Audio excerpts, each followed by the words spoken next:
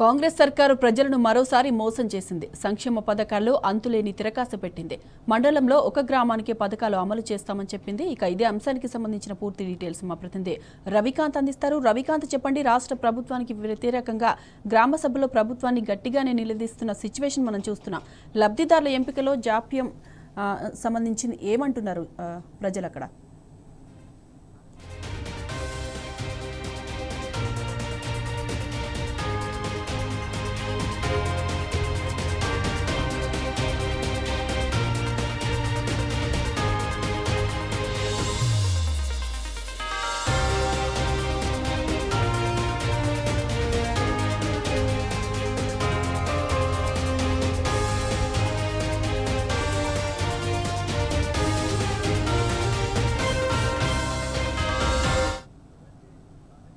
ఇక ఇదే అంశానికి సంబంధించిన పూర్తి డీటెయిల్స్ మా ప్రతినిధి రవికాంత్ అందిస్తారు. రవికాంత్, సాయి మాధవి, వాళ్ళ కాంగ్రెస్ ప్రభుత్వం తీరు వాళ్ళ ఓడదాటాక ఓడమల్లన్న, ఓడదాటిన తర్వాత పోడమల్లన్న అనే సందంగా మారింది. నిన్నటి వరకు గ్రామ సభలు నిర్వహించిన క్రమంలో ప్రజలు తిరుగుబాటు చూపించిన పరిస్థితి, నిరసనలు వల్ల నిరసనల మధ్య కొనసాగిన పరిస్థితి. ఈ క్రమంలోనే ప్రతి లబ్ధిదారులందరూ కూడా మళ్ళీ దరఖాస్తు చేసుకోవాలి, రీ దరఖాస్తు చేసుకోవాలంటే వాళ్ళంతా కూడా దరఖాస్తు చేసుకున్న పరిస్థితి మనం చూస్తా ఉన్నాము. కొన్ని చోట్ల ఆ దరఖాస్తులను కూడా డబ్బులు పెట్టి కొనుక్కోవాల్సిన దుస్థితి కనిపించింది. అందరికీ పథకాలకు సంబంధించి 4 పథకాలకు సంబంధించి మనం చూసినట్టయితే ఇందిరమ్మ ఆత్మీయ భరోసా కావచ్చు, ఇందిరమ్మ ఇల్లు కావచ్చు, రేషన్ కార్డులకు సంబంధించి కావచ్చు, ముఖ్యంగా రైతులకు సంబంధించిన రైతు భరోసా కావచ్చు, ఈ 4 పథకాలకు సంబంధించి జాబితా, లబ్ధిదారులకు సంబంధించిన ఎంపిక జాబితా తీసే ప్రయత్నంలో అక్కడ ఉన్నటువంటి ప్రజలంతా కూడా అనర్హులను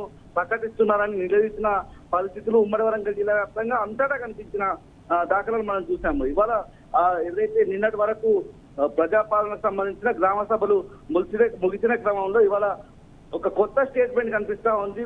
ప్రతి మండలానికి ఒకే గ్రామం సంబంధించిన ప్రజలకు అక్కడ ఉన్నటువంటి జాబితా మాత్రమే అమలవుతుంది.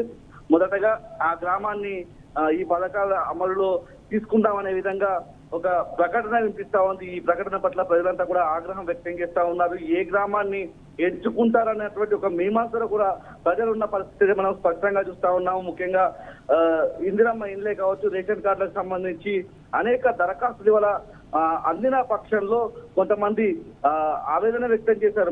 మమ్మల్ని అనర్హులుగా ప్రకటించి ఆ జాబితాలో చోటు ఇవ్వలేదని ఆవేదన వ్యక్తం చేశారు. అధికారులను నిలదీసిన పరిస్థితి చూసాము. ఏకనగరం లాంటి ప్రాంతంలో, ఏజెన్సీ ప్రాంతంలో పురుగుల మందు తాగి ఇప్పటికీ ఒక వ్యక్తి చికిత్స పొందుతున్న పరిస్థితి కూడా మనం చూస్తా ఉన్నాము. ఇటువంటి పరిస్థితుల్లో నిన్న సాయంత్రం వరకు దరఖాస్తులు తీసుకునే వరకు అధికారులు కావచ్చు, ప్రభుత్వం తరఫున ఒక మాట వినిపిస్తే ఇవాళ మాత్రం ప్రతి మండలానికి ఒక గ్రామం, అంటే ఇవాళ ఒక యావరేజ్ ప్రకారంగా తీసినా కానీ ఒక మండలానికి 15 నుంచి 20 గ్రామాలు, 20 పైగా గ్రామాలు ఉండే మండలాలు కూడా పెద్ద మండలాలు ఉంటాయి. అంటే ఆ 15 గ్రామాలనే మనం తక్కువ చిన్న మండలాన్ని క్రైటీరియా తీసుకున్నా కానీ 15 గ్రామాల్లో ఏ గ్రామాన్ని తీసుకుంటారు, మిగతా ప్రజలంతా కూడా ఏమైపోతారు అన్నటువంటి ప్రశ్న కూడా మనకు వినిపిస్తా ఉంది. ఈ అంశం పట్ల, ప్రభుత్వం పట్ల ప్రజలంతా కూడా ఒక గుర్రుగా ఆగ్రహంగా ఉన్న పరిస్థితి మనకు కనిపిస్తా ఉంది. ఏదైతే గ్రామ సభలు 4-5 రోజుల పాటు జరిగిన క్రమంలో ఎక్కడికక్కడ నిలదీసిన పరిస్థితి, అధికారులు తలలు పట్టుకున్న పరిస్థితి, ఎక్కడా కూడా ఒక రోజు గ్రామ సభ సక్సెస్ అయితే తర్వాత రోజు గ్రామ సభల్లో విజయవంతం అవుతున్నాయి, ఈ గ్రామ సభలు సక్సెస్ అయ్యాయని చెప్పి ఎమ్మెల్యేలు, మంత్రులు పాల్గొంటారని ఆశించారు. కానీ వాళ్ళు ఆ గ్రామ సభలను చూసి, వాళ్ళ ప్రజల ఆగ్రహం చూసి ఎక్కడా కూడా ఎమ్మెల్యేలు కావచ్చు, మంత్రులు కావచ్చు స్వయంగా వెళ్ళి కూర్చున్న పరిస్థితులు లేవు. ఎక్కడో ఒక దగ్గర ఎమ్మెల్యే వెళ్ళి గ్రామ సభలో పార్టిసిపేట్ చేసినప్పటికీ అక్కడ నిలదీసే ప్రక్రియ కావచ్చు, ప్రజల నుంచి అందుతున్నటువంటి సందేహాలు కావచ్చు, ఇవన్నీ చూసిన ఎమ్మెల్యేలు ఎక్కడ సభల్లో పాల్గొనలేదు, మొహం చాటేసిన పరిస్థితి కూడా మనం స్పష్టంగా చూసాము. ఇవాళ నిన్న సాయంత్రం తర్వాత గ్రామ సభలు ముగిశాయి. ఇవాళ దరఖాస్తులకు సంబంధించి, జాబితాకు సంబంధించి ఒక ప్రకటన విడుదల చేస్తాము. 26 జనవరి సందర్భంగా, రిపబ్లిక్ డే సందర్భంగా, గణతంత్ర దినోత్సవం సందర్భంగా ప్రకటిస్తామని చెప్పిన క్రమంలో ఇవాళ ప్రతి మండలానికి ఒక గ్రామాన్ని మాత్రమే తీసుకుంటామని చెప్పడం పట్ల ప్రజలంతా కూడా ఆగ్రహం వ్యక్తం చేస్తా ఉన్నారు.